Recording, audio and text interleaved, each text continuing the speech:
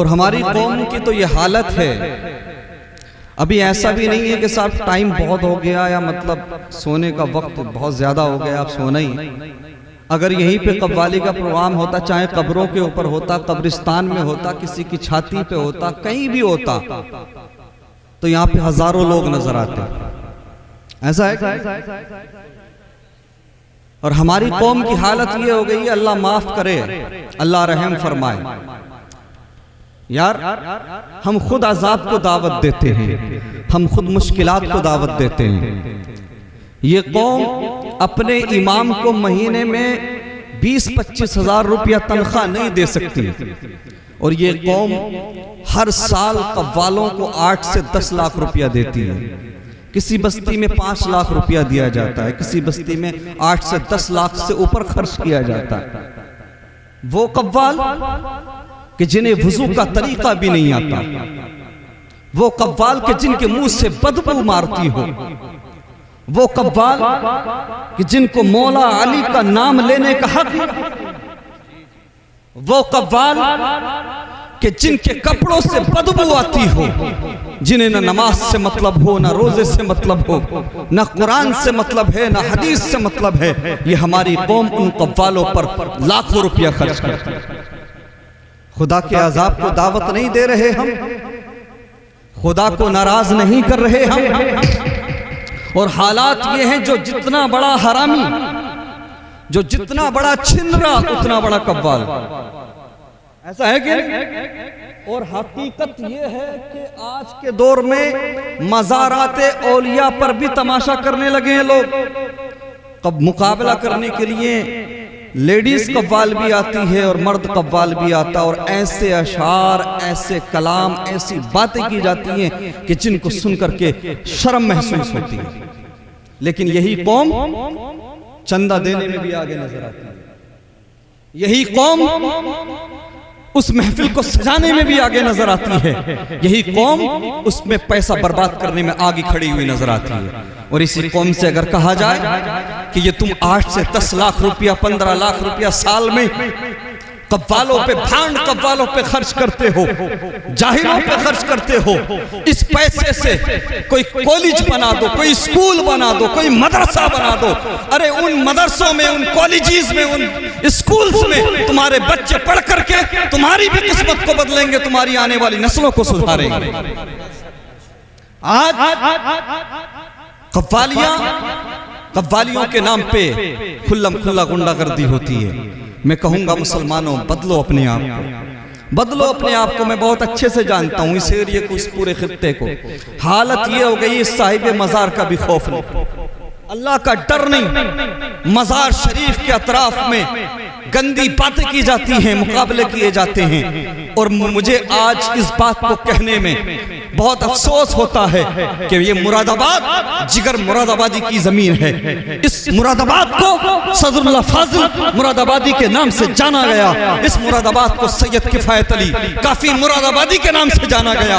लेकिन आज गैरत की बात यह है, आज हया आती है कि इस मुरादाबाद को कुछ गुंडों के नाम से जाना जा रहा है, कुछ लफंगों के नाम से जाना जा रहा है, कुछ नचनियों के नाम से जाना जा रहा है, कुछ ऐसे कमबख्तों के नाम से जाना जा रहा है, न जिनकी असल का पता है, न जिनकी नस्ल का पता है। वो ऐसे बदतमीज हैं, ऐसे बदबख्त हैं जो खुद तो अपनी आखिरत बर्बाद कर रहे हैं और कौम के बच्चों की आखिरत को भी बर्बाद कर रहे हैं। अल्लाहु अकबर। ये खित्ता सैयद किफायत अली काफी के नाम से जाना जाता था, जिगर मुरादाबादी के नाम से जाना जाता था। इल्म का गहवारा है, तहजीब और अदब का मरकज रहा है मुरादाबाद। लेकिन आज अफसोस होता है ये जो कुछ बदबख्त और कमबख्त इस इलाके में पैदा हुए हैं, जिन्होंने सोशल मीडिया का गलत इस्तेमाल करके आज वो बेहयाई फैलाई है कि ये जो नौजवान है कि जिसके हाथों में कलम होना चाहिए था, जिसके हाथों में कुरान होना चाहिए था, जिसके हाथों में इस्लाम का परचम होना चाहिए था, आज उसके हाथों में मोबाइल होता है। अल्लाह अकबर। रात दिन इन बेहया गुंडों की, इन बदजुबानों की, इन बदबख्तों की वीडियोस हमारे बच्चे देख रहे हैं, हमारे नौजवान देख रहे हैं। हालत ये हो गई है 5-5 साल के बच्चे, 4-4 साल के बच्चे, 8-8 साल के बच्चे अपने बाप को गाली दे के बात कर रहे हैं। अल्लाह अकबर, हमने तो ये देखा था, हम तो ये देखते चले आए जिंदगी में। हमने अपने बचपन में देखा कि अगर बच्चा कितना ही बड़ा हो जाए, चाहे वो जवान हो जाए, चाहे वो कितनी ही उम्र को पहुंच जाए, लेकिन अगर बाप सामने है तो जबान नहीं खोल सकता, दादा सामने है तो बात नहीं कर सकता। जिस चौराहे पे, जिस बैठक में बड़े बैठे हो, वहां से बच्चे गुजरते नहीं थे, जवान गुजरते नहीं थे, बड़ों के सामने बोलते नहीं थे। आज हालत ये है 3 साल का बच्चा भी, 4 साल का बच्चा भी गाली दे के बात करता है, बदज़बानी करता है। वजह क्या है प्यारे? वजह ये है आज घरों के अंदर हर किसी के हाथ में मोबाइल फोन है, हर किसी के पास में सेल फोन है। छोटे छोटे बच्चे गंदी रील्स चला रहे हैं, अल्लाह अकबर, वाहियात रील्स देख रहे हैं, गंदी वीडियोस देख रहे हैं। और ये मुरादाबाद पाक पड़ा के कुछ गुंडे बच्चों को गालियां सिखा रहे हैं। अल्लाह अकबर कबीरा, बच्चे यही देखते हैं और यही देख करके सीख जाते हैं। मैं पूछना चाहता हूं मुसलमानों, अगर तुम चाहते हो कि तुम्हारे बच्चे आगे बढ़ करके तुम्हारे वफादार बने, तुम्हारी बेइज्जती ना करें, तुम्हारी नाक ना कटाएं, वो नौजवान जो आज नफ्स परस्ती के शिकार हो चुके हैं, वो नौजवान जो आज मसाजिद से दूर है, वो नौजवान जो आज मदारिस से दूर है, वो नौजवान जो आज शराब की भट्टियों पे नजर आते हैं, वो नौजवान जो आज सिना के अड्डों पे नजर आते हैं, अगर चाहते हो ये बड़े हो करके तुम्हारे फर्मा बरदार बने, तुम्हारी दीन और दुनिया को दोनों को आबाद करे, आखिरत में तुम्हें मग़फ़िरत का परवाना दिलाए, तो नौजवानों के हाथों में मोबाइल मत दो, बच्चों के हाथों में मोबाइल मत दो, बल्कि बच्चों के हाथों में कलम दे दो, क्योंकि आने वाला वक्त उसका होगा कि दुनिया उसकी होगी जिसके हाथ में कलम होगा। दुनिया उसकी होगी जिसके हाथ में किताब होगा, जिसके हाथ में कलम होगा। लेकिन अफसोस आज हम सुधरने को तैयार नहीं, आज हम अपने आप को बदलने को तैयार नहीं। मैं एक बात ये अर्ज करना चाहता हूं, आप मुझे बताइए नौजवानों, ये पढ़ाई लिखाई छोड़ के सब तालीम एजुकेशन से कोई लेना देना नहीं, सब कुछ छोड़ छाड़ के पूरी कौम जो है मुजरे पे उतर आई है, पूरी कौम रील्स बनाने पे उतर आई है। तुम मुजरा करके, गाली गलौज करके, उल्टी सीधी वीडियोस बनाकर तुम 1 लाख नहीं, 50 लाख नहीं, करोड़ों फॉलोवर्स बना लो, लेकिन तुम छपरी हो, छपरी रहोगे। तुम्हें इज्जतें नहीं मिल सकती, तुम्हें वकार नहीं मिल सकता, और मैदाने महशर में मुस्तफा से सामना नहीं कर पाओगे। इसलिए छपरी मत बनो, हम तुम्हें सीने से लगाएंगे, तुम्हारा इस्तिकबाल करेंगे। नाचने वाला मत बनो, डांस करने वाला मत बनो, रील बनाने वाला मत बनो। IAS बन के आओ, हम इस्तिकबाल करेंगे। डॉक्टर बन के आओ, हम इस्तिकबाल करेंगे। इंजीनियर बन के आओ, हम इस्तिकबाल करें। आलिम बन के आओ, मुफ्ती बन के आओ, क्योंकि गुजरा करने से इज्जतें नहीं मिलती, मुस्तफा का गुलाम बनने से इज्जतें मिलती।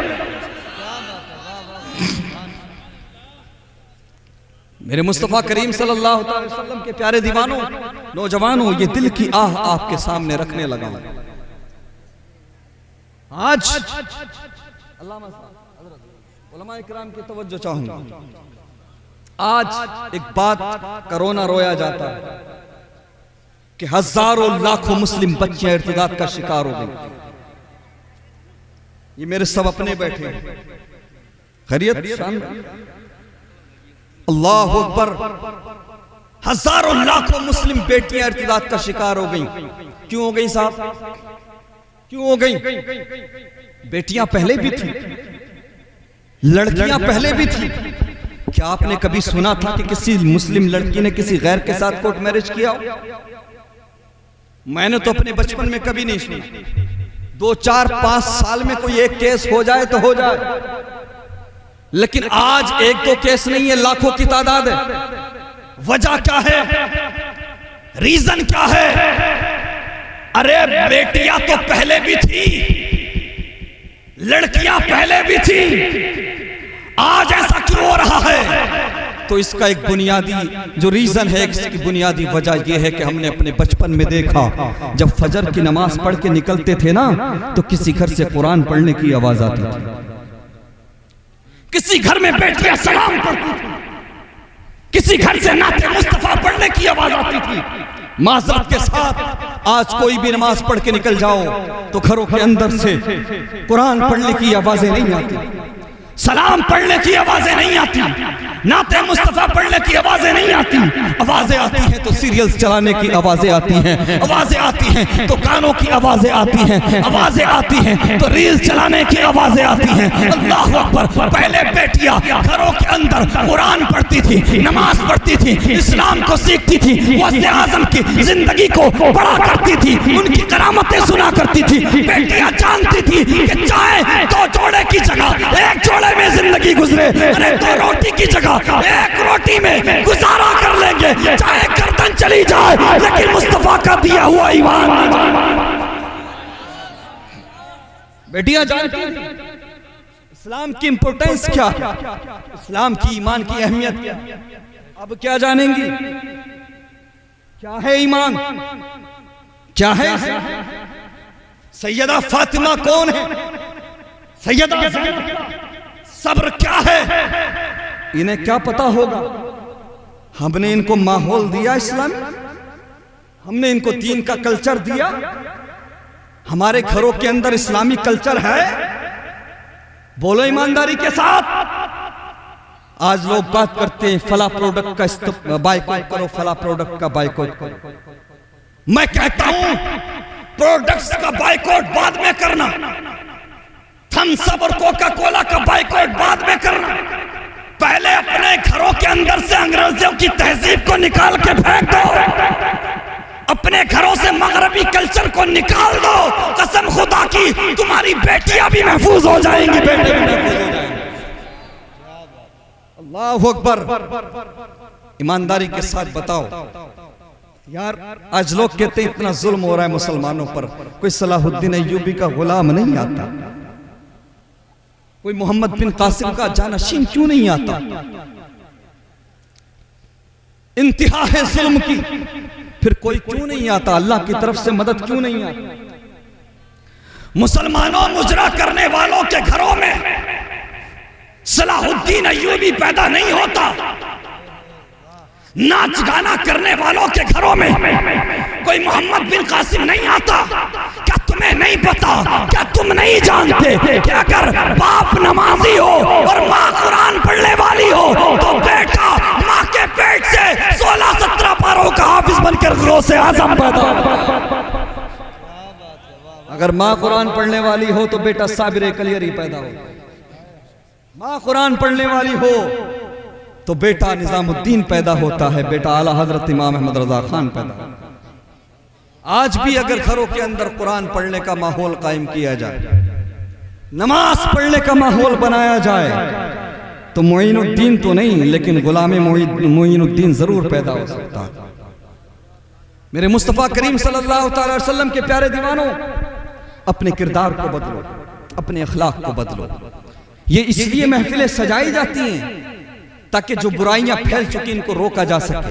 और मैं तालीम के खिलाफ नहीं, एजुकेशन के खिलाफ नहीं, बट इस बात को नोट कर लें, अपने दिल की तख्ती पर लिख लें, अगर आपकी बच्चियां बहन बेटियां स्कूल कॉलेजेस यूनिवर्सिटीज जा रही हैं, अगर आप इनको छोड़ने जा सकते हो, लेने जा सकते हो, तभी पढ़ाओ,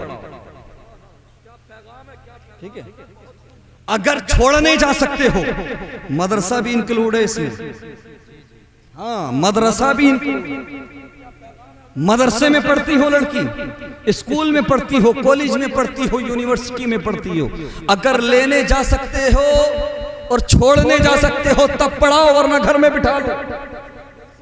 चूंकि तुम्हारी बच्चियों को टारगेट किया जा रहा है, तुम्हारी बच्चियों को निशाना बनाया जा रहा है, और सिर्फ उनका ईमान ही नहीं छीना जा रहा, उनकी जिंदगियां भी खराब की जा रही हैं, उनकी जिंदगियां भी जहन्नम बनाई जा रही हैं। और बेटियों सुनो, इस्लाम की मुकद्दस शहजादियों सुनो, एक बात याद रख लो, अपने लेवल को समझो, अपने स्टेटस को समझो। तुम कोई कॉमन नहीं हो, तुम कोई मामूली नहीं हो। अपना स्टेटस देखो, तुम उस नबी की उम्मत में, तुम उस नबी की उम्मत में हो, तुम उस नबी की उम्मत में हो जिस नबी की उम्मत में आने के लिए तो नबियों ने भी तमन्नाएं की। अपने स्टेटस को देखो, अपने लेवल को देखो। और ये ईमान कोई सस्ती चीज नहीं है, कोई आम चीज नहीं है। अगर तुम्हें दुनिया की रंगीनियां घेरने लगे, तुम्हें दुनिया की रानियां घेरने लगे, जब तुम दुनिया में महव होने लगो, हो सकता है आज तू अगर सैयदा फातिमा के किरदार को अपनाते हुए तू हिजाब को पसंद करेगी, हिजाब को अपनाएगी, सैयदा ज़ैनब की रिजा के लिए तू सब्र को अपनाएगी, हिजाब को अपनाएगी, तो हो सकता है कोई तेरी बेलगाम फ्रेंड, कोई तेरी मॉडर्न फ्रेंड तुझको ताना दे दे, ये कहे कि तू फॉरवर्ड नहीं है, हम फॉरवर्ड हैं, तू बैकवर्ड है। अगर तुझे ताना दे तो मायूस मत होना, गमगीन मत होना, मायूस होने की जरूरत नहीं है, बल्कि याद कर लेना, याद कर लेना, महशर का मैदान होगा, हम भी होंगे, आप भी होंगे, तमाम अहले महशर होंगे। बेटियां इस बात को सुने, इस्लाम की मुकद्दस शहजादियां सुने और अपने दिल की तख्ती पर लिख कर ले जाएं, महशर का मैदान होगा। अल्लाह अकबर, हम भी होंगे, आप भी होंगे, तमाम अहले महशर होंगे। रब की तरफ से हुक्म होगा, महशर वालों अपनी गर्दनें झुका लो, महशर वालों अपनी नजरें नीची कर लो, महशर वालों अपने सरों को झुका लो। अरे देखते नहीं मुस्तफा की बेटी फातिमा को जन्नत ले जाया जा रहा है। जब सैयदा फातिमा को जन्नत की तरफ ले जाया जाएगा तो सारे लोगों को नीची नजरें करने का हुक्म होगा। सब नजरें झुका लेंगे, गर्दनें झुका लेंगे, सरों को झुका लेंगे। हम भी होंगे, आप भी होंगे, बेटियां भी होंगी, इस्लाम की शहजादियां भी होंगी, सब मौजूद होंगे। हुक्म होगा, महशर वालों अपनी गर्दनें झुका लो, अपने सरों को झुका लो, अपनी नजरें नीची कर लो। उसके बावजूद 70,000 हूरों के चुरमुट में सैयदा फातिमा को जन्नत की तरफ ले जाया जाएगा। बेटियां अगर चाहती हैं कि उनको जन्नत में सैयदा का पड़ोस नसीब हो तो बेटियों सुनो, किसी हीरोइन के चक्कर में ना पड़ो, कनीज़े फातिमा बन जाओ। मेरा ईमान कहता है सैयदा फातिमा सीने से लगा।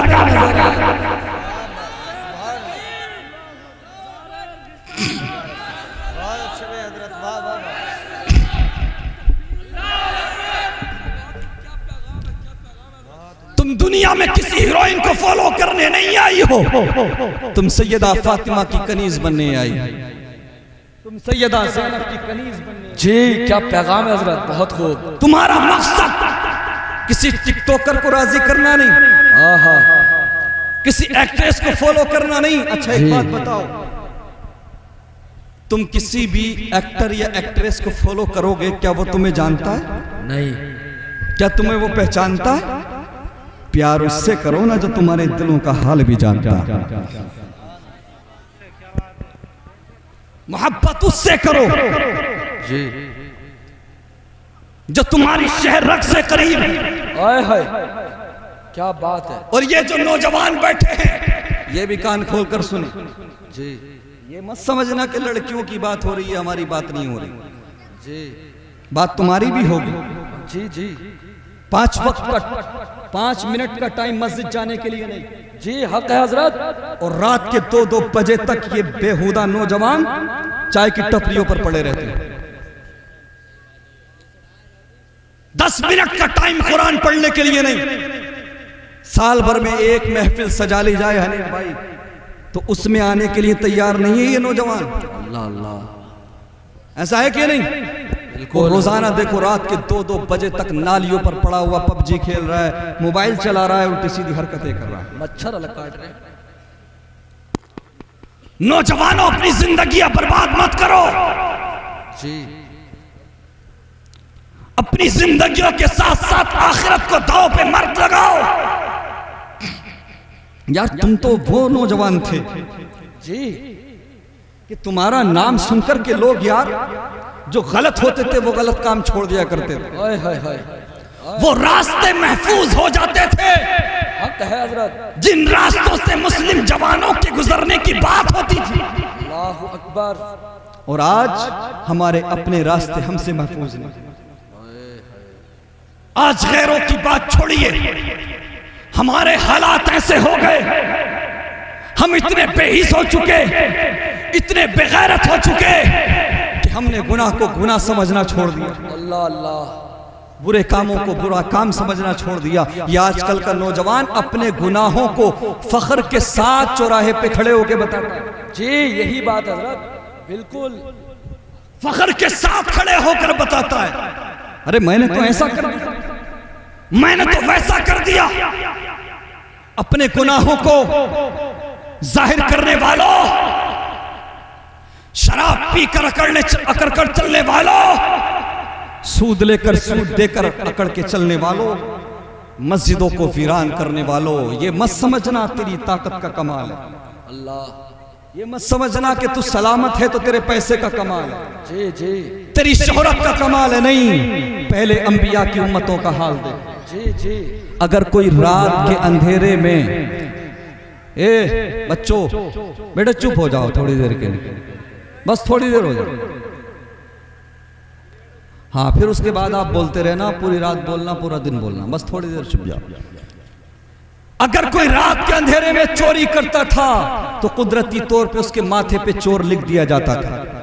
अगर कोई रात के अंधेरे में शराब पीता था, कुदरती तौर पे उसके माथे पर शराबी लिख दिया जाता था। अगर कोई जिना करता था तो कुदरती तौर पे उसके माथे पर जानी लिखा होता था।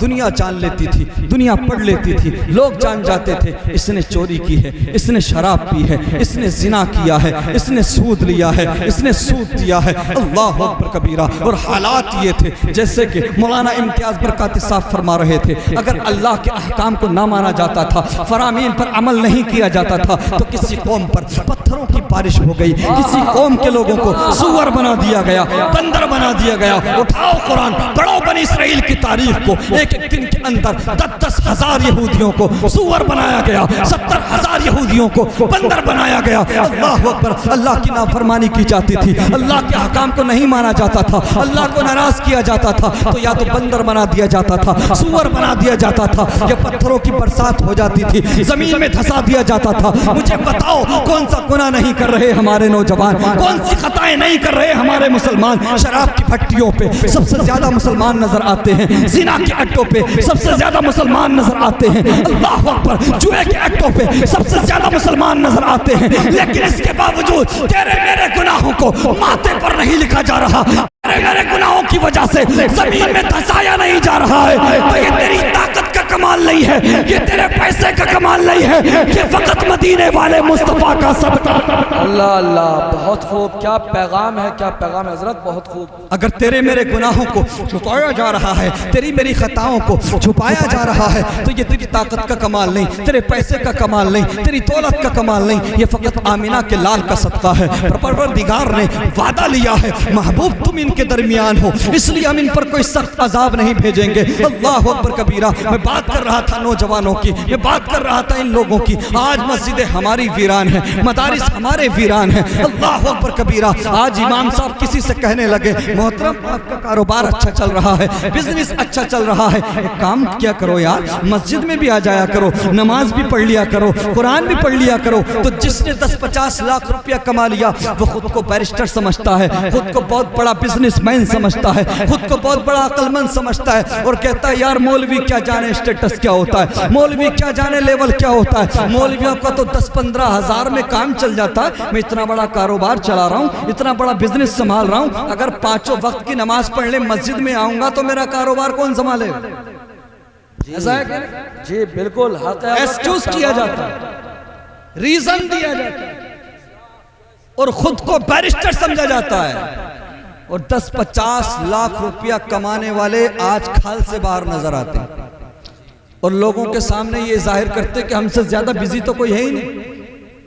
यार इमाम साहब हम कहां से पढ़ेंगे 5 वक्त की नमाज जी, हम कहां से जाएंगे मस्जिद? इतना बड़ा कारोबार संभाल रहा हूं, इतना बड़ा बिजनेस संभाल रहा हूं, इतनी बड़ी बस्ती देखना है मुझे, मैं पार्षद हूं, मैं नेता हूं, मुझे पब्लिक को देखना है, पब्लिक को डील करना, इस तरह की बातें की। अल्लाह, तेरी मेरी हैसियत क्या है, तेरी मेरी औकात क्या है? आ देख 10-50 लाख रुपया कमाकर इतराने वालों, 10-20 लाख रुपया कमाकर अपने रब को भूल जाने वालों, मस्जिदों का रास्ता भुलाने वालों, अल्लाह ने थोड़ा सा पैसा दे दिया तो घमंड आ गया, तकब्बुर आ गया, नमाजें पढ़ना छोड़ दी, कुरान पढ़ना छोड़ दिया, मस्जिदों का रास्ता भुला दिया। कहते हो टाइम नहीं, बात करते हो कि वक्त नहीं। अरे तेरी हैसियत क्या है? जरा देख, आधी से ज्यादा दुनिया पर हुकूमत करने वाला उमर फारूक आजम। क्या बात है, क्या बात है। कौन उमर फारूक आजम? वो उमर फारूक आजम कि जिनको सामने से आता हुआ देखकर शराबी अपनी शराब की बोतल को छुपा ले। वो उमर फारूक आजम कि जिनको सामने से आता हुआ देखकर शैतान रास्ता बदल ले। अरे वो उमर फारूक आजम कि जिनके इस्लाम कबूल करने के बाद मुसलमानों ने बाहर निकल के नमाज पढ़ी। अरे वो उमर फारूक आजम कि जिनके इस्लाम कबूल करने के बाद मुसलमानों ने नारे तकबीर अल्लाह अकबर के सदाओं को बुलंद किया। स्टेटस की बात करता है, लेवल की बात करता है, औकात की बात करता है। 10-50 लाख रुपया कमाकर कपड़ों से बाहर होने वालों, मस्जिदों का रास्ता भुलाने वालों, खुद को इंपॉर्टेंट समझने वालों, कुरान को ताक में उठाकर रखने वालों, सुनो, आधी से ज्यादा दुनिया पर हुकूमत थी, 22 लाख मुरब्बा मील पर हुकूमत थी। और रौब दबदबे की बात करते हो, धाक की बात करते हो। पहले स्टेटस समझो यार। वो उमर फारूक आजम है कि जिनका नाम सुनकर कल भी यहूद और नसारा के आवाम में जलजला आ जाता था, और आज भी यहूद और नसारा कांप उठते हैं। अरे ये वो उमर फारूक आजम है कि जिनको जन्नती होने का सर्टिफिकेट किसी और ने नहीं बल्कि महबूबे परवरदिगार ने दिया। अरे वो उमर फारूक आजम कि जिनके लिए मेरे नबी फरमाते हैं कि अगर मेरे बाद कोई नबी होता तो उमर हो। ये स्टेटस है, ये लेवल है। और अगर खानदान में 10-50 लोग ज्यादा हैं, पढ़ाया लिखाया तो है नहीं किसी को, ये कॉमन बात है, हर घर की कहानी है, हर घर की कहानी है। आजकल हालात ये हैं, हकीकत है, लोग आखिरत को ही ये समझते हैं कि ये कोई ख्याली चीज है। अगर ईमान होता तो यार वो काम होते जो आज हो रहे हैं। अगर आखिरत पे, हशर पे ईमान होता तो ये मुसलमानों को ज़ेब देते हैं जो काम आज हम कर रहे हैं। अल्लाह अकबर। तो बुनियादी चीजें इश्क़ मुस्तफ़ा और एक खौफ खुदा, ये दोनों चीजें हमारे दिलों से रुखसत होने लगी। हमारे दिल इन दोनों चीजों से खाली हो चुके। यही वजह है कि हमारे सर रब की बारगाह में झुकने को तैयार नहीं, हम अपने रब को मनाने को तैयार नहीं, हम नमाज पढ़ने को तैयार नहीं। और रौब दबदबे की बात करने वालों, धाक की बात करने वालों, मूंछों को ताव देने वालों, सुनो, रौब किसको कहते हैं? दबदबा किसको कहते हैं? हैबत किसको कहते हैं? उमर फारूक आजम रजी अल्लाह तआला अन्हु के दौरे खिलाफत में जब मुसलमानों का लश्कर बैतुल मुक़द्दस के करीब पहुंचा, फलस्तीन के करीब पहुंचा, तो ईसाई पादरियों ने बैतुल मुक़द्दस की मस्जिद अक़सा की चाबियां निकाली और मुसलमानों के हवाले कर दी और ऐलान किया, हम सारी दुनिया से लड़ते हैं लेकिन मुस्तफ़ा के उमर से मुकाबला नहीं। हाय हाय, क्या पैगाम है, क्या पैगाम है। बहुत खूब हजरत, बहुत बोलते हैं हैबत, इसको बोलते हैं दबदबा। दबदबा जी, यार देखे जरा जी हजरत। बिना तलवार उठाए, बिना तलवार चलाए बैतुल मुक़द्दस आजाद, आजाद करा लिया, मस्जिद अक़सा आजाद। क्या इनसे भी बड़ा स्टेटस और लेवल किसी के पास हो सकता है? किसी के पास नहीं, नहीं हो सकता ना। नहीं नहीं, इस टाइम के दौर में। बताइए आप, वो साहबी रसूल हैं यार। देखें जरा, आधी दुनिया के बादशाह हैं, आधी दुनिया पर हुकूमत है। अल्लाह अकबर, जन्नती होने का सर्टिफिकेट मिल चुका, मुस्तफ़ा ने जन्नती फरमा दिया। खलीफा दो, अमीरुल मोमिनीन, खलीफतुल मुस्लिमीन, सैयदना उमर फारूक आज़म रज़ी अल्लाह ताला अन्हु अल्लाह अकबर एक काफिले में मौजूद हैं, लोग घोड़ों पर सवार हैं। चलते चलते किसी कारी कुरान ने आयत पढ़ दी, वलिमन खाफ मकाम रब्बिही जन्नतान। इसका मतलब समझ लो, जो रब के सामने पेश होने से डरेगा, खड़े होने से डरेगा, अल्लाह उसे दो जन्नतें अता करेगा। अल्लाह अकबर।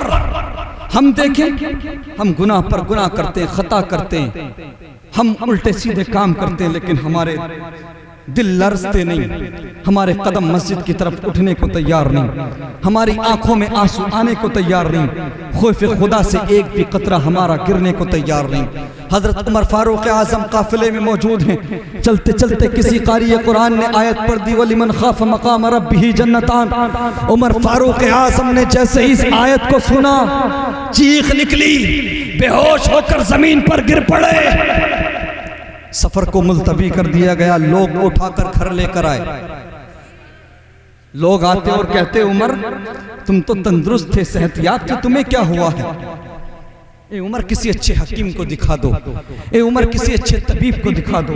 अल्लाह अकबर। रात दिन गुनाह पर गुनाह करने वालों, खताएं करने वालों, रात दिन अपने नबी को नाराज करने वालों, रब से दूरियां बनाने वालों, मस्जिदों का रास्ता भूलने वालों, मदारिस को वीरान करने वालों, उमर फारूक आज़म से लोग कहते हैं, ए उमर किसी हकीम को दिखा दो, किसी तबीब को दिखा दो। तो जानते हो मुसलमानों, हजरत उमर फारूक आज़म क्या फरमाते हैं? ए लोगों सुनो, उमर को किसी हकीम की जरूरत नहीं है, उमर को किसी तबीब की जरूरत नहीं है। अगर चाहते हो कि उमर सेहतयाब हो जाए, उमर ठीक हो जाए, तो सुनो, रब से दुआ करो, परवरदिगार उमर को माफी का परवाना दे दे। अगर रब राजी हो जाए तो उमर ठीक हो जाए। यार, खलीफतुल मुस्लिमीन की आंखों में इतने आंसू, जिनको जन्नती होने का सर्टिफिकेट मिल चुका, उनकी आंखों में रब के खौफ से इतने आंसू, इतना इस्तराब, इतनी बेकरारी। फिर मैं पूछना चाहता हूं, तेरे दिल में खौफ खुदा क्यों नहीं? तेरे दिल में नबी की मोहब्बत क्यों नहीं? मैंने कहा था दो बुनियादी चीजें, खौफ खुदा और इश्क़ मुस्तफ़ा। इश्क़ मुस्तफ़ा की अगर बात कर लें तो हम दावे तो करते हैं, लेकिन हकीकतन हम मुहिब्बे मुस्तफ़ा कहने के हकदार नहीं। हम खुद को गुलाम मुस्तफ़ा, मुहिब्बे मुस्तफ़ा कहलवाने का हक नहीं रखते। यार, मुहिब्बे मुस्तफ़ा हो, मुहिब्बे मुस्तफ़ा हो और उसके कदम जिना की तरफ उठे, मुहिब्बे मुस्तफ़ा हो और उसके कदम जुए के अड्डों की तरफ उठे, मुहिब्बे मुस्तफ़ा हो और उसके कदम शराब की भट्टियों की तरफ उठे। नहीं प्यारे, डॉक्टर इकबाल कहते हैं, दो आलम से करती है बेगाना दिल को अजब चीज है लज्जते आशनाई। अल्लाह अकबर। मोहम्मद की मोहब्बत दीन हक की शर्त अव्वल है, इसी में हो अगर खामी तो सब कुछ नामुकम्मल है। पता लगा मोहब्बत का दावा झूठा है, हमारी मोहब्बत में कमी है, मोहब्बत में खामी है। अगर खामी ना होती तो कसम खुदा की तुम मुकम्मल हो जाते, अकमल हो जाते, क्योंकि मुस्तफा का प्यार इंसान को जमीन से उठाकर आसमान पे पहुंचा दिया करता है। मुस्तफा का प्यार यार अहमद रजा को आला हजरत बना दिया करता है। मुस्तफ़ा का प्यार अख्तर रजा को ताजुश शरिया बना दिया करता है। मुस्तफ़ा का प्यार अल्लाह अकबर मुइनुद्दीन को ख्वाजा अजमेरी बना दिया करता है, सुल्तानुल हिंद बना दिया करता है। कसम खुदा की कहीं ना कहीं आज हम अपने दावे में झूठे हैं। मेरे मुस्तफ़ा करीम के प्यारे दीवानों, मैं नौजवानों से एक बात करूंगा, मुझे आप ईमानदारी के साथ बताइए, किसी से मोहब्बत क्यों की जाती है? इसलिए की जाती है, इसलिए ना कि किसी का अंदाज़े तकल्लुम अच्छा है, इसलिए ना कि किसी का मुखड़ा अच्छा है, इसलिए ना कि किसी का बात करने का अंदाज अच्छा है, किसी का लाइफ स्टाइल अच्छा है, किसी का किरदार अच्छा है। तो ईमानदारी के साथ बताओ, क्या इस पूरी कायनात में कोई ऐसा है जिसका किरदार मेरे नबी से ज्यादा प्यारा हो? क्या इस पूरी कायनात में कोई ऐसा है जिसका अखलाक मेरे नबी से ज्यादा प्यारा हो? अरे मुझे ईमानदारी के साथ बताओ, क्या इस पूरी कायनात में कोई ऐसा है जिसका मुखड़ा मेरे नबी के चेहरे से ज्यादा हसीन हो? अरे मेरे नबी के हुस्न का तो ये आलम है कि उसने यूसुफ पे कटी, मिस्र में अंगुश्ते जना, सर कटाते हैं तेरे नाम पे मर्दानी। यार उन जैसा हसीन न दुनिया में आया है ना आएगा। जब रब ने बनाया ही नहीं तो कहां से आए? तो यार मुझे बताओ, फिर प्यार क्यों नहीं करते मदीने वाले से? हमने इस दुनिया की खातिर, इस जिंदगी की खातिर उस नबी को भुला दिया जिस नबी ने हमें मेराज की रात भी नहीं भुलाया। बार बार रब की तरफ से हुक्म हुआ, महबूब मांगो, क्या मांगते हो? जो भी मांगोगे दिया जाएगा। जानते हो तेरे मेरे महबूब ने, तेरे मेरे नबी ने अपने घर वालों के लिए नहीं मांगा, अपनी अहलो अयाल के लिए नहीं मांगा, अपने लिए नहीं मांगा। बार बार रब ने फरमाया, महबूब जो भी मांगोगे अता किया जाएगा, जो भी मांगोगे दिया जाएगा। लेकिन तेरे मेरे नबी ने अगर मांगा तो यही मांगा, परवरदिगार मेरी गुनाहगार उम्मत की मगफिरत फरमा दे। यार हमने उस नबी को भुला दिया, हमने उस नबी से दूरी बना ली जिसने हमें शेब अबी तालिब में भी नहीं भुलाया। 28 साल तक हाउस अरेस्टेड जिंदगी गुजारी। तेरे मेरे नबी ने पानी का एक कतरा अंदर नहीं जा सकता था, न खाने का एक दाना अंदर जा सकता था। उस 2.5 साल के अरसे में सारी दुनिया आराम करती थी। आज कहते हैं ना लोग, मोहब्बत किसको कहते हैं? मोहब्बत क्या होती है? सुनो, मोहब्बत इसको कहते हैं। सारी दुनिया जब रात के आखिरी पहर में आराम करती थी, तेरे मेरे नबी रात को उठते, आखिरी पहर में वुजू करते, नमाज अदा करते, तहज्जुद अदा करते। तहज्जुद अदा करने के बाद में हाथों को उठाते और मांगते, परवरदिगार मेरी गुनाहगार उम्मत की मगफिरत फरमा। इसको मोहब्बत कहते हैं। यार क्यों भुला दिया हमने मदीने वाले आका को? क्यों अपने ताल्लुक को हमने उनसे कमजोर कर लिया? आज भी उनके हाथ उम्मदे खजरा में हम गुनाहगारों की मगफिरत के लिए उठे हुए, लेकिन हमसे उनको राजी करना नहीं आता, हमसे उनकी बारगाह में दामन फैलाना नहीं आता। मेरे मुस्तफा करीम के प्यारे दीवानों, मुझे बताओ जरा, उस प्यारे नबी को तुमने भुलाया इस दुनिया की खातिर? यार जब दुनिया में मेरे तुम्हारे नबी तशरीफ लाए, जब दुनिया में तशरीफ लाए तो सबसे पहले जुमले यही थे, परवरदिगार मेरी गुनाहगार उम्मत की मगफिरत फरमा, मेरी उम्मत को मेरे हवाले कर दे। अल्लाह अकबर।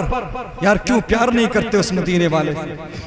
क्यों मोहब्बत नहीं करते उस मदीने वाले से, जिस मदीने वाले ने हमसे मोहब्बत की, हमसे प्यार किया? कसम खुदा की, अल्लाह अकबर। आज तो हम दावा करते हैं, मुद्दई हैं मोहब्बत के, लेकिन जरा देख तो सही प्यारे नबी को हमसे कितना प्यार है, प्यारे नबी को हमसे कितनी मोहब्बत है, प्यारे नबी को तुझसे और मुझसे कितनी मोहब्बत है। अल्लाह अकबर। अल्लाह तबारक व तआला ने हर एक नबी को एक एक जमानत वाली दुआ दी है। जरा मोहब्बत से बोलो और अकीदत से। अब बस ज्यादा देर की कहानी नहीं रही है, बस थोड़ी देर और सुन लीजिए। आपसे मैं कीमती बात करने लगा हूं, मुमकिन है कि आपने सुना ही ना हो। अल्लाह अकबर। अल्लाह तबारक व तआला ने एक एक जमानत वाली दुआ हर नबी को दी, एक एक जमानत वाली दुआ। कौन सी जमानत वाली दुआ का मतलब उलमा जानते हैं, समझते हैं? वो दुआ जो रद्द नहीं हो सकती, वो दुआ जो रद्द नहीं हो सकती, कबूल होना ही है। वैसे तो अंबिया किराम अलैहिमुस्सलाम की जबानों का ये हाल है कि नबी जो मांग ले वो मिलता है, लेकिन फिर भी अल्लाह तबारक व तआला अपने अंबिया के नाज उठाने के लिए, उनको इम्तियाज बख्शने के लिए, उनकी शान को आया करने के लिए फरमाता है। अल्लाह तबारक व तआला ने हर नबी को एक एक जमानत वाली दुआ दी, लेकिन जब बात आई महबूब की, जब बात आई मुस्तफा करीम की, जरा मोहब्बत से बोलो, जब कुरान शरीफ नाजिल हुआ तो अल्लाह तबारक व तआला की बारगाह से जब कुरान शरीफ नाजिल हुआ, मुस्तफ़ा करीम की बारगाह तक पहुंचा, हजरत जिब्राइल अलैहिस्सलाम से फरमाया मेरे नबी ने, ए जिब्राइल जाओ रब की बारगाह में क़िराअतों की इजाजत लो। मेरी उम्मत में कोई किसी खित्ते का होगा, कोई किसी इलाके का होगा, सबकी ज़बानें अलग होंगी, इसलिए मजीद क़िराअतों की इजाजत लो। हजरत जिब्राइल गए, मैं अपना स्टेटस नीचे करता हूँ, आप ऊपर करो ताकि समझना आसान हो जाए। अल्लाह अकबर, इतना समझ लो आसान जबान में कुरान को जो पढ़ा जाता है, तलफ़ुज़ जिसको बोलते हैं, प्रोनाउंसिएशन जिसको बोलते हैं, उसकी बात चल रही है। आका करीम ने फरमाया और मजीद और क़िरातों की इजाज़त लो। हज़रत जिब्राइल गए, अल्लाह ने 1 से 2 कर दी, 3 कर दी। फिर भी प्यारे नबी ने फरमाया अभी और बढ़ाई जाए, अभी और सहूलत दी जाए उम्मत को। अल्लाह तबारक व तआला ने 3 से 7 कर दी। अल्लाह तबारक व तआला ने यह नहीं फरमाया महबूब मैं रब हूं, मैं अपने बंदों को जानता हूं, कुरान नाजिल करने वाला मैं हूं, मुझे पता है मेरा बंदा कहां रहने वाला है, कहां का होगा, कैसी जबान होगी। जितनी इजाजत दे दी उतने काम करो। देवबंदी वहाबियों की तरह जो आजकल बातें आती हैं कि नबी के चाहने से कुछ नहीं होता, नबी के चाहने से कुछ नहीं होता।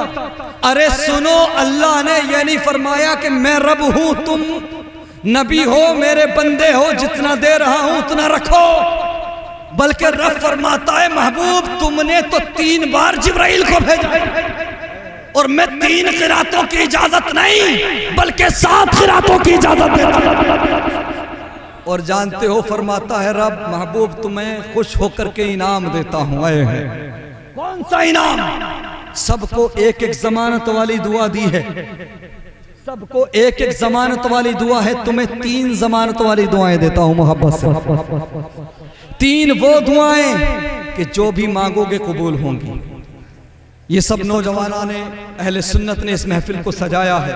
मुझे खुशी है इस बात की, वरना इस एरिया में, इस इलाके में लोग 3 से बहुत दूर हैं। मैं समझता हूँ इतनी बड़ी बस्ती में मुश्किल से 2, 4, 5 आलिम निकल आए तो बहुत बड़ी बात है। ये हमारे शान बैठे हैं, हमारे कजिन हैं, इनका इतना बड़ा खानदान है, 100-125 तो होंगे लड़के लड़कियां सब मिला के। कोई आलिम नहीं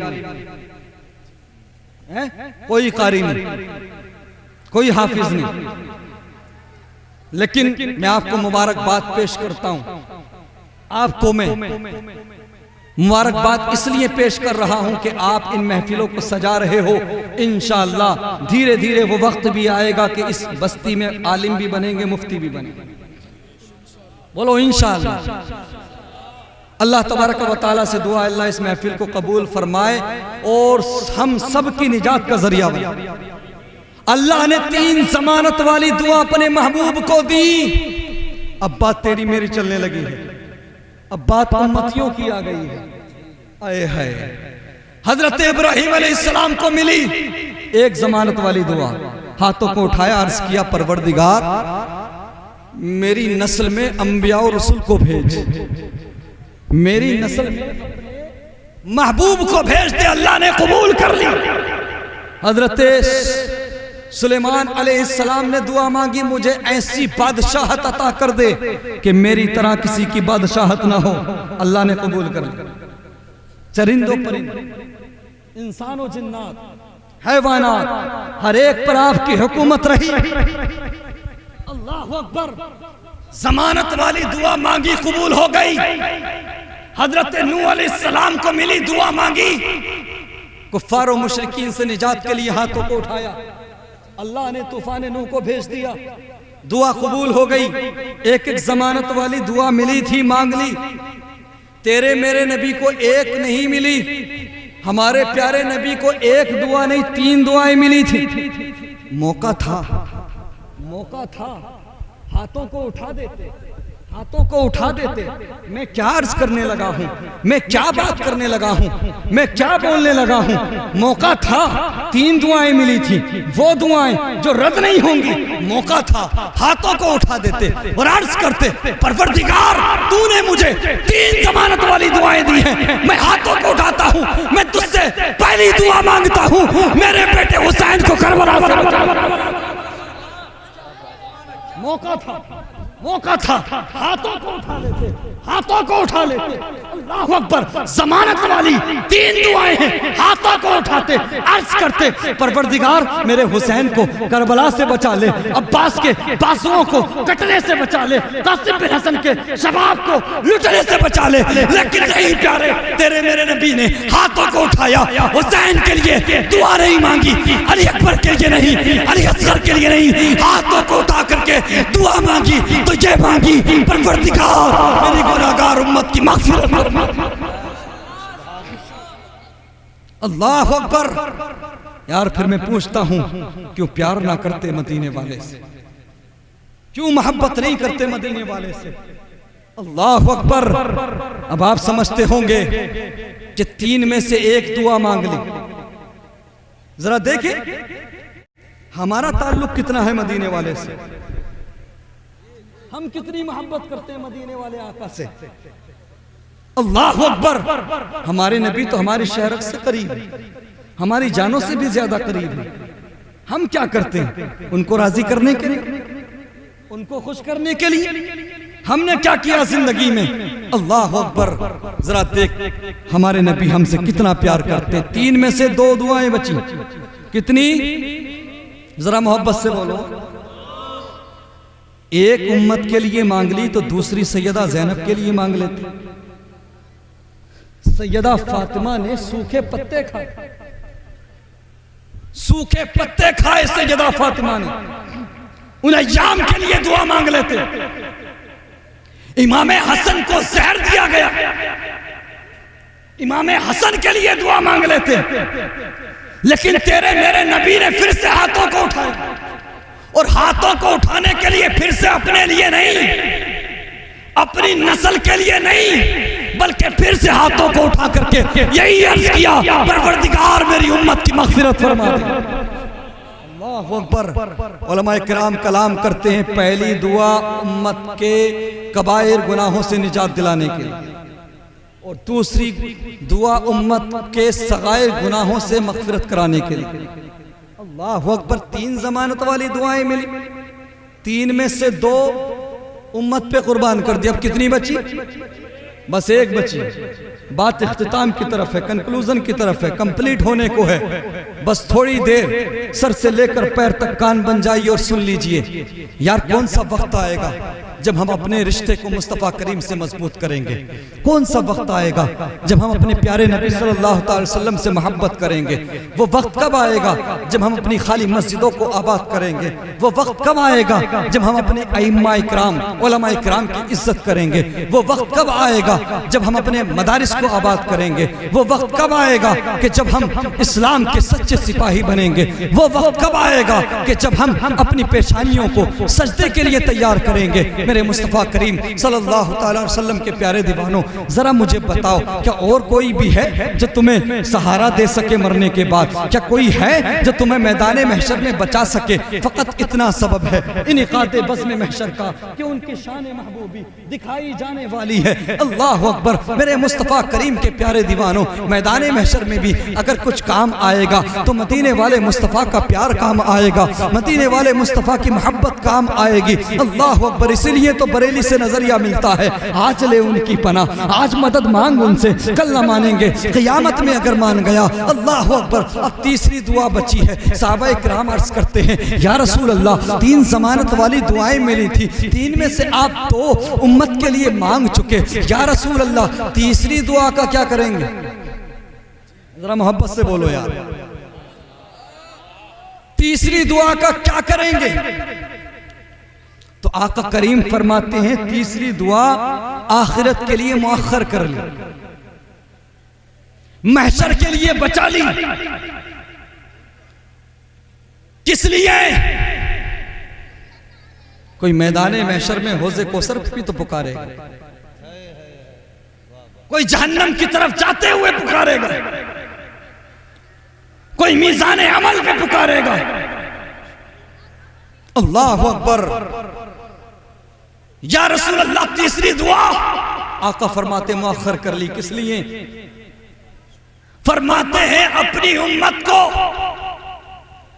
बचाने के साथ साथ हजरत मूसा, हजरत ईसा, हजरत इब्राहिम, हजरत नूह, हजरत आदम, हजरत याकूब, हजरत अय्यूब, हजरत यूसुफ अलैहिमुस्सलाम। तीसरी दुआ अपनी उम्मत को बचाने के साथ साथ दूसरे नबियों की उम्मतों को बचाने के लिए। अरे बदबख्तों, सऊदिया के रियाल पर पलने वाले कुत्तों,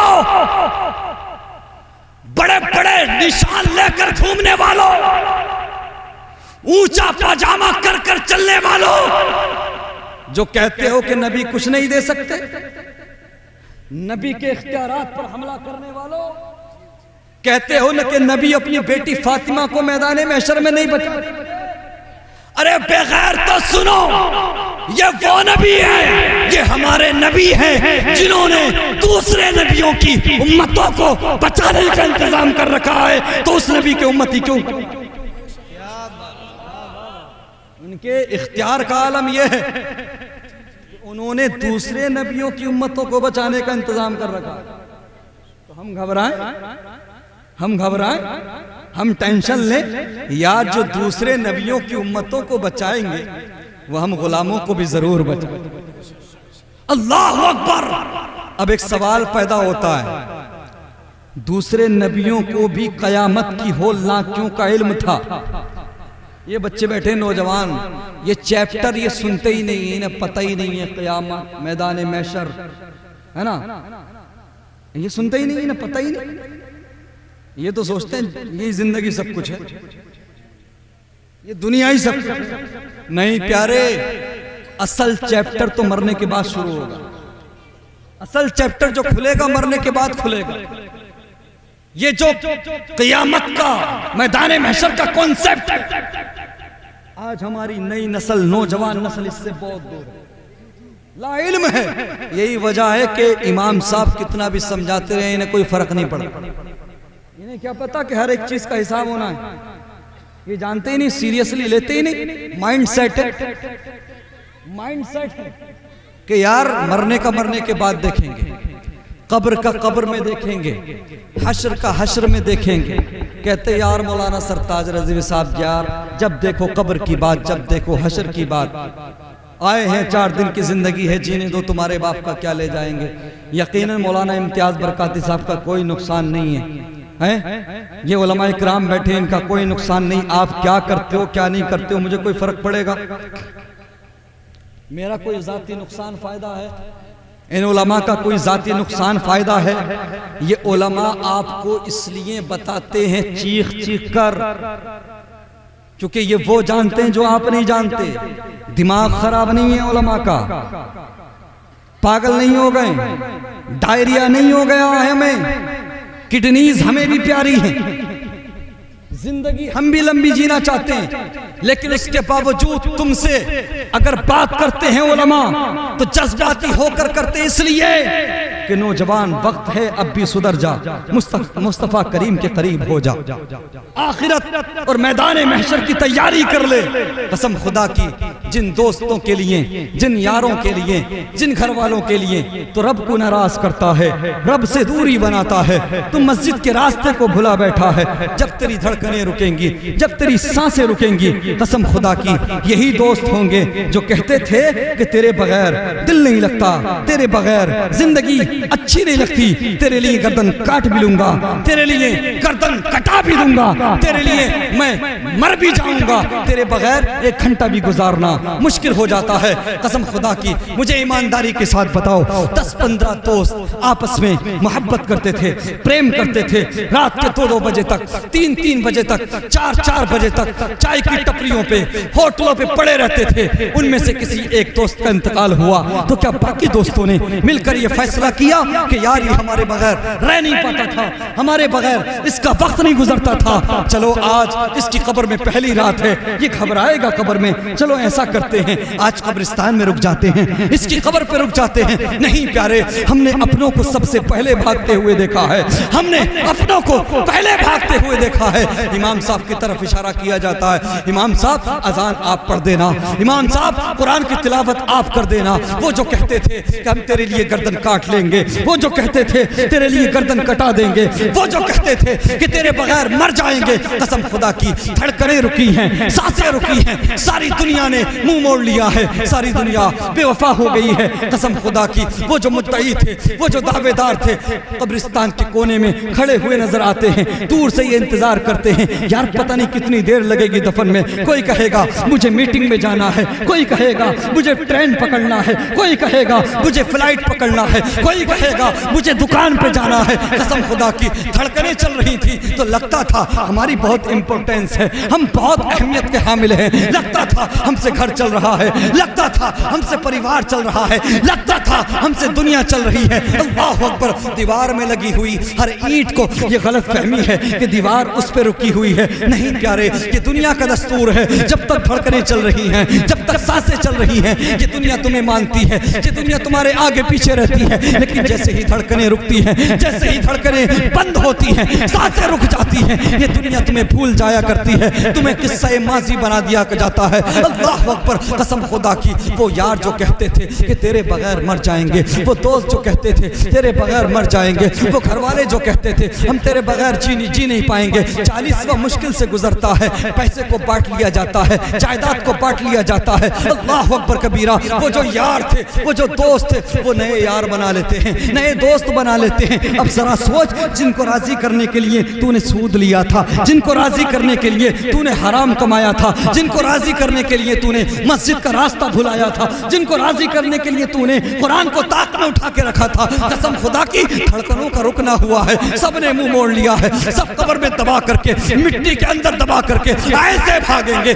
जैसे जानते ही नहीं थे। अल्लाह अकबर। हजरत उस्मान गनी रज़ी अल्लाह तआला अन्हु दामाद पैगंबर हैं, खलीफतुल मुस्लिमीन हैं, अमीरुल मोमिनीन हैं। अल्लाह अकबर।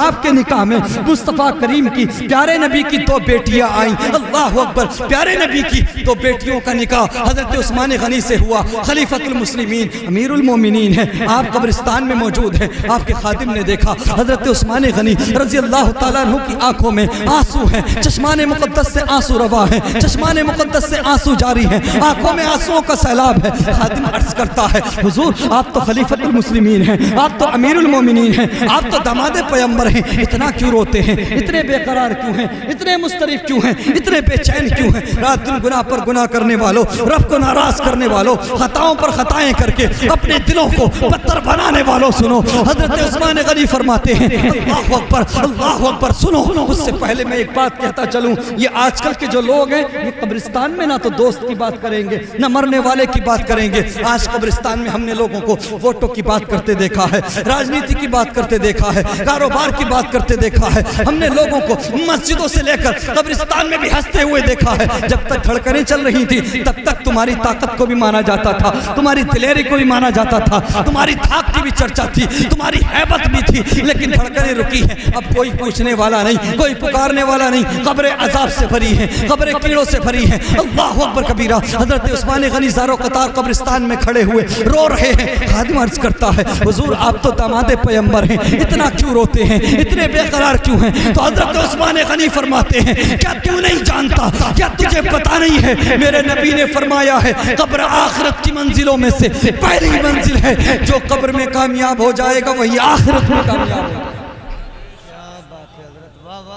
अल्लाह अकबर। कब्र पहली मंजिल है, जो कब्र में कामयाब होगा वो आखिरत में कामयाब होगा। अल्लाह अकबर। तीसरी दुआ आका करीम ने मुअख्खर की, उससे पहले बात आई, सारी दुनिया ने धड़कनें रुकी, सांसें रुकी, सबने मुंह मोड़ लिया, भुला दिया। चंद महीने गुजरते हैं हजरत, फिर तो ऐसा लगता है कि मरने वाला दुनिया में आया ही नहीं था। फिर तो तज़किरा भी कभी कभी होता है, यार तो इस दुनिया के लिए, इस 40, 50, 60 साल की जिंदगी के लिए अपनी उखरवी जिंदगी को खराब कर रहे हैं। मुझे बताओ क्या ये अक्लमंदी है? अरे मैं ये नहीं कहता कि पैसा मत कमाओ, करोड़ों कमाओ, अरबों कमाओ, कोठियां बनाओ, लेकिन वो पैसा मत कमाओ जिससे रब नाराज हो। हराम मत कमाओ, हलाल कमाओ। और रब अगर अता कर दे तो रब को भुलाओ नहीं। मस्जिदों का रास्ता मत भूलो। कुरान को उठाकर ताक में मत रखो। ये चूंकि 4 दिन की जिंदगी है, किसी को नहीं पता कि कब धड़कने रुक जाएं। बुढ़े बैठे रह जाते हैं, जवान निकल जाते हैं। ऐसा है क्या नहीं? बूढ़े बैठे रह जाते हैं, जवान निकल जाते हैं। और आजकल तो जिंदगी कुत्ते बिल्ली की तरह हो गई। समझ रहे हैं ना आप? बहुत सस्ती जिंदगी हो गई, कुछ लम्हात का खेल हो गया। पहले सालों साल इलाज चलते थे, सालों साल हॉस्पिटल्स और हुक्मा अतिब्बा इन सब जगहों के चक्कर लगाए जाते थे। आजकल ये वाला मौका बहुत कम लोगों को मिल रहा है ना? थोड़ी सी सांस फूली जिंदगी खत्म, ठोकर लगी जिंदगी खत्म, बुखार आया जिंदगी खत्म, नजला हुआ जिंदगी खत्म। समझ रहे हैं आप? टाइफाइड हुआ जिंदगी खत्म। कुछ पता नहीं जिंदगी का।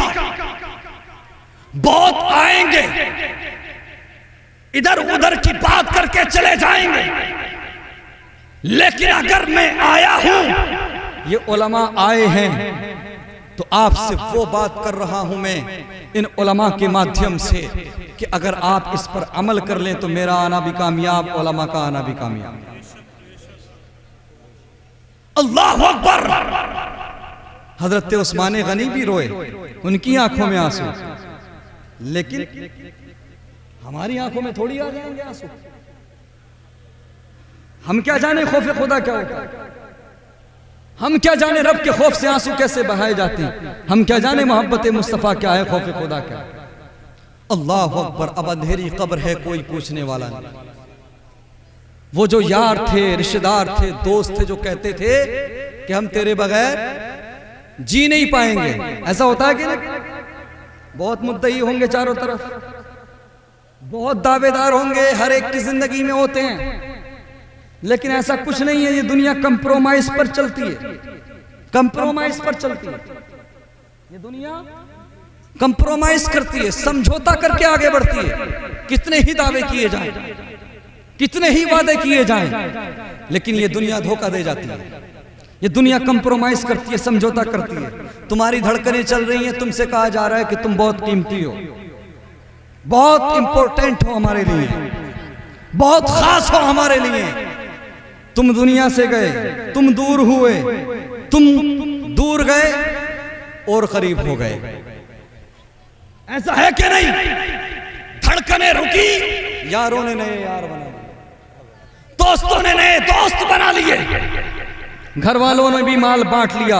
अब अंधेरी कब्र है, कोई पूछने वाला नहीं, कोई पुकारने वाला नहीं। लेकिन मुसलमानों सुनो, जिस अंधेरी कब्र में यार की यारी दम तोड़ दे, जिस अंधेरी कब्र में बीवी की मोहब्बत दम तोड़ दे, जिस अंधेरी कब्र में ना दौलत काम आए ना शोहरत काम आए, उस अंधेरी कब्र में अगर कुछ काम आता है तो आमीना के लाल का प्यार काम आता है। अगर तूने दिल दिया होगा मदीने वाले को, प्यार किया होगा मदीने वाले से, तो सारी दुनिया तुझे छोड़कर आ जाएगी, लेकिन मदीने वाला तेरी कब्र में आ जाएगा। अल्लाह अकबर। अगर तूने मोहब्बत की होगी मुस्तफ़ा करीम से तो सारी दुनिया छोड़ देगी, लेकिन मुस्तफ़ा करीम नहीं छोड़ेंगे। फिर मैं पूछता हूँ यार, दिल क्यों नहीं लगाते मदीने वाले, मोहब्बत क्यों नहीं करते मदीने वाले से? जब कब्र में मुस्तफ़ा करीम ही काम आएंगे तो प्यार क्यों ना किया उनसे, मोहब्बत क्यों ना की उनसे। अल्लाह अकबर। अब आखिरी बात सुन लो, आका करीम को 3 जमानत वाली दुआएं मिली थी, 2 मांग ली, आखिरी दुआ आखिरत के लिए मुअख्खर कर ली। मैंने कहा मुस्तफ़ा करीम कितना प्यार करते हैं, हमें अपने गिरेबां में झांकने की जरूरत है, अपने शबो रोज को बेहतर बनाने की जरूरत है, अपनी मसाजिद और मदारिस को आबाद करने की जरूरत है, अपने मुस्तफ़ा करीम से अपने ताल्लुक को, अपने रिश्ते को मजबूत करने की जरूरत है। और ताल्लुक को मजबूत करने का एक बड़ा बेहतरीन तरीका है, बता दूं जरा मोहब्बत से बोलो और अकीदत से।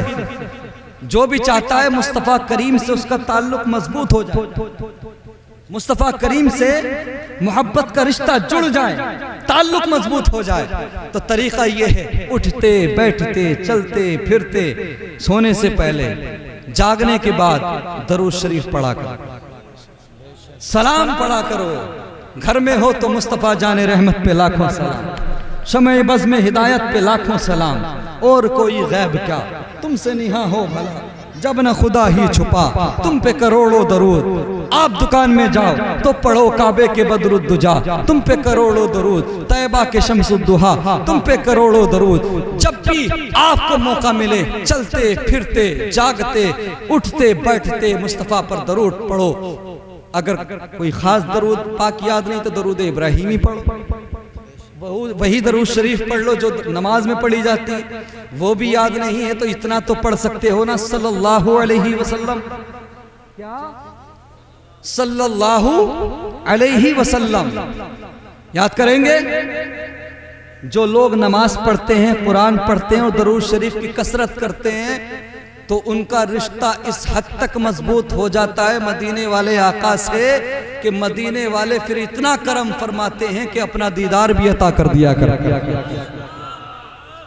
तो अगर चाहते हो कि महबूब परवरदिगार का जलवा तुम्हें देखने मिले, अगर चाहते हो कि आमिना के लाल का दीदार तुम्हें ख्वाब में नसीब हो, अगर चाहते हो कि महबूब परवरदिगार अपना जलवा दिखा दें, अपना दीदार करा दें, तो नमाजों की पाबंदी करो, कुरान की तिलावत करो और दरूद शरीफ पढ़ने की आदत बना लो। दरूद शरीफ पढ़ने की आदत बना लो, उन पर सलाम पढ़ने की आदत बना लो। इंशाअल्लाह ये मेरा ईमान कहता है, ये मेरा यकीन है, अगर तूने मुस्तफ़ा करीम से अपने ताल्लुक को मजबूत कर लिया, दरूद शरीफ पढ़ने की आदत बना ली, तो मुस्तफ़ा करीम मैदान महशर में तुझे जन्नत का परवाना देते। आखिरी दुआ, तीन में से जमानत वाली जो दुआ मिली, आखिरी मुअख्खर की आखिरत के लिए, दूसरे नबियों की उम्मतों को बचाने के लिए, अपने नबी अपनी उम्मत को भी बचाने के लिए। अच्छा, हजरत इब्राहिम अलैहिस्सलाम भी जानते थे ना कि मैदान महशर में क्या होगा। हजरत अय्यूब, हजरत याकूब, हजरत यूसुफ, हजरत यूनुस, हजरत यहया, हजरत जकरिया, हजरत ईसा, हजरत मूसा अलैहिमुस्सलाम, सारों अंबिया जानते थे कि महशर के मैदान में नफ्सी नफ्सी का आलम होगा, सबको इल्म था। तो वो भी अपने उम्मतियों से प्यार करते थे। फिर उन्हें एक ही दुआ मिली थी, बचाकर क्यों नहीं रखी? अपने उम्मतियों को बचाने के लिए उस दुआ को बचाकर रखते। जो एक एक जमानत वाली दुआ मिली थी उसको बचाकर रखते। क्या उन्हें प्यार नहीं था? प्यार था ना उन्हें भी अपनी उम्मतियों से। हजरत मूसा, हजरत ईसा को अपनी उम्मत से प्यार था कि नहीं? था कि नहीं? वो भी जानते थे क्या होगा, लेकिन एक ही दुआ मिली थी, बचा कर नहीं रखी। क्यों? अरे आलमे तसव्वुर में जवाब मिलेगा अंबिया किराम की तरफ से। अरे हमें परेशानी नहीं है, हम क्यों परेशान हो? अरे वो लजपाल जो आखिरी नबी है, जो महबूब परवरदिगार है, वो लजपाल है। वो जब अपनी उम्मत को बचाएगा तो हमारी उम्मत को भी बचा लेगा। तो पता लगा हमारे नबी सिर्फ इस उम्मत के नबी नहीं है, सिर्फ इस उम्मत के नबी नहीं है, बल्कि सारे उम्मतियों के नबी हैं, सारी उम्मतों के नबी हैं। और आगे बढ़ के बोलूं, सारी उम्मतों के ही नहीं बल्कि सारे नबियों के नबी हैं। अल्लाह अकबर। फ़कत इतना सबब है इनक़ादे बज़्म महशर का कि उनकी शान महबूबी दिखाई जाने वाली है। मैं उलमाए किराम की नज़र ये चंद बातें कर दूं 1-2 मिनट के अंदर और रुखसत हो जाऊं। अवाम में से जो समझ जाए सुभान अल्लाह, ना समझे तो कोई बात नहीं, आप सवाल समझ के समझ सुन लेना। उलमाए किराम की तवज्जो चाहूँगा। अल्लाह अकबर। अब आला हजरत इमाम अहमद रज़ा खान अलैहि रहमत व रिज़वान ने जब इस मामले को देखा, इस सब को देखा कि यार एक एक दुआ मिली थी बचाकर नहीं रखी, अंबिया इकराम ने दुनिया ही में मांग ली। अल्लाह अकबर। तो आला हजरत इमाम अहमद रज़ा खान ने बड़ा खूबसूरत तखय्युल पेश किया, बड़ा खूबसूरत तखय्युल बांधा, बड़ा खूबसूरत तसव्वुर पेश किया। अल्लाह अकबर। आला हजरत इमाम अहमद रज़ा खान फरमाते हैं, आप तमन्ना करते हैं, आरज़ू करते हैं कि काश दुनिया में सारे नबियों से मेरी मुलाकात हो, सारे नबियों से मेरी मुलाकात हो जाए तो मैं सारे नबियों से एक सवाल करूंगा। क्या सवाल, क्या सवाल, क्या सवाल? वो सवाल ये है, अंबिया से करूं अर्ज, क्यों मालिको क्या नबी है तुम्हारा हमारा नबी? एक एक दुआ मिली थी, एक एक दुआ मिली थी, जमानत वाली, बचाकर नहीं रखी, बचाकर नहीं रखी। महबूबे परवरदिगार हमारी उम्मतों को बचा लेंगे, तुम्हारी उम्मतों को महबूबे परवरदिगार बचा लेंगे, अपनी महबूबे परवरदिगार बचा लेंगे। अल्लाह अकबर। मेरे मुस्तफ़ा करीम के प्यारे दीवानों, अपनी उम्मतों के लिए जो दुआ मिली थी वो बचाकर नहीं रखी। अल्लाह अकबर। तो आला हजरत इमाम अहमद रज़ा खान तखय्युल बांधते हैं कि मैं तमाम नबियों से मुलाकात करूं, तमाम नबियों से मिलूं, लेकिन आप जानते हैं कि दुनिया में तो लोगों से, अंबिया से मिलना मुमकिन नहीं, तमाम नबियों से मुलाकात करना दुनिया में मुमकिन नहीं। लेकिन दुनिया में नहीं, दुनिया में नहीं तो आखिरत में सही, आखिरत में सारे नबियों से मुलाकात तो होगी। अल्लाह अकबर। ये आखिरी कीमती बात आपके गोश गुजार कर रहा हूं। यही मेरी तकरीर का इख्तिताम है। पहले से सिलेक्टेड है, पहले से चुनिंदा, मतलब पहले से मुंतखब है। अल्लाह अकबर। आला हजरत इमाम अहमद रज़ा खान तमन्ना करते चलो दुनिया में न सही, आखिरत में तो तमाम नबियों से मुलाकात होगी, उनसे सवाल होगा, अंबिया इकराम से सवाल करूंगा अगर इजाजत मिले, नबी करीम भी होंगे। क्या सवाल? अंबिया से करूं अर्ज, क्यों मालिक क्या नबी है तुम्हारा हमारा नबी? असल में मैं बात ऐसी करने लगा कि जहाँ जो बात करने के लिए एजुकेटेड, ग्रेजुएट, पढ़े लिखे उलमा, कुर्रा, हुफ़ाज़ होने चाहिए, समझ रहे हैं आप? लेकिन कोई बात नहीं, मैंने कहा सवाब की नियत से सुन लो, अगर समझ में आ जाए तो सुभान अल्लाह। तीसरी दुआ बचा कर रखी आखिरत के लिए, इसी के ज़िम्न में ये बात सुन। आला हजरत लिखते हैं, तखय्युल मानते हैं, सवाल करूंगा आखिरत में सारे नबियों से, अंबिया से करूं अर्ज, क्यों मालिको क्या नबी है तुम्हारा हमारा नबी? एक एक दुआ मिली थी बचाकर नहीं रखी, तो जरा बताओ ये जो हमारे नबी हैं क्या तुम्हारे भी यही नबी है? ये जो हमारे आका हैं क्या तुम्हारे भी यही आका है? तो अंबिया की तरफ से जवाब मिलेगा, अहमद रज़ा सुन, जैसे सबका खुदा एक है वैसे ही इनका उनका तुम्हारा हमारा नबी। कर्नो बदली रसूलों की होती रही, चांद बदली से निकला हमारा नबी। क्या खबर कितने तारे खिले छुप गए, पर न डूबे न डूबा हमारा नबी। अरे कौन देता है, देने को मुंह चाहिए, देने वाला है सच्चा हमारा नबी। मुसलमानों, अपने ताल्लुक को अपने नबी से मजबूत करो, मुस्तफ़ा करीम सल्लल्लाहु अलैहि वसल्लम से अपने रिश्ते को मजबूत करो। इंशाअल्लाह दुनिया में भी कामयाब हो जाओगे, आखिरत में भी इंशाअल्लाहुल अज़ीज़। सैयदा तय्यबा ताहिरा हज़रत फ़ातिमा